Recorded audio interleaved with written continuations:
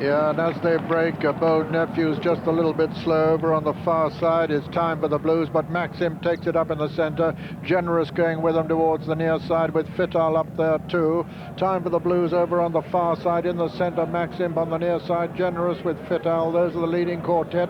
Tinquins Wood showing very good speed too over on the far side, but Maxim has the overall advantage now from Tinquins Wood. Time for the Blues over on the far side. On the near side is Generous with Fital, and also not far behind them is Beloved Visitor, but Maxim just with the advantage now as they race past the halfway mark. It's Maxim from Tinquins Wood on the far side, on the near side Generous, and then still Time for the Blues holding his position over on the far side. Maxim though has a commanding lead now as they race well inside the final 2 furlongs. Alan Munro and Maxim is clear.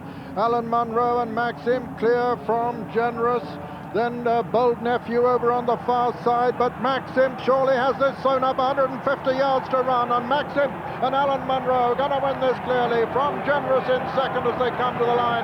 Maxim is the winner, Generous is second, and Bold Nephew is third. Tinquins Wood was 4, and that's the 1, 2, 3, 4 in the Coventry Stakes with a very impressive winner here.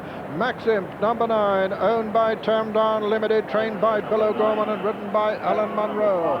Second, number 5, Generous, owned by Mr. Fard Salman, trained by Paul Cole, ridden by Willie Carson, and third was number 2, Bold Nephew, owned by Mr. R.C. Thompson, trained by Richard Hannon, ridden by Ray Cochran, and fourth was number 12, Tinquins Wood.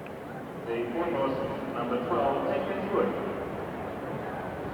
A brilliant performance by what's certainly the best two-year-old we've seen so far. Got terrific early speed, and he never really looked like being swallowed up. Tinquins Wood in the orange colours showed good speed early on, and for a moment looked to say he'd flatter. But it was Generous who came through in Prince Fard Salman's green colours, who eventually was the closest pursuer.